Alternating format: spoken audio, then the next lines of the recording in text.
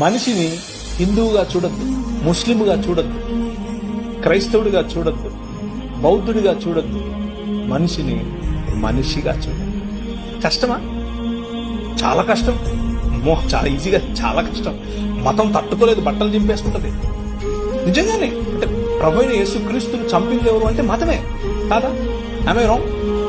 పిలాతు చేతులు కడిగేసుకుని నాకెందుకు రా బాబు, లే చంపండి అని అన్నాడు. మతం నిజమైన మనిషిని చూస్తే బట్టలు చింపేసుకుంటాడు. ప్రధాన యాజకుడు అన్నాడు, యూదుల రాజుకు క్రీస్తు. ఏమి నువ్వు అన్నావు లేదా? అవును, నువ్వు అన్నట్టే. మనుష్య కుమారుడు ఆకాశ మెగారుడై దిగివచ్చుట మీరు చూస్తారు అనంటే ఇంతకంటే ఎక్కువ సాక్ష్యం కావాలని బట్టలు చింపుతున్నాడు. మతము తట్టుకోలేదు మనిషిని. Try to live a real human life. నిజమైన మనిషిగా బ్రతికి చూడు. మతం మెల్లిమెల్లిగా తన పట్టు కోల్పోతుంది. Download ShareChat.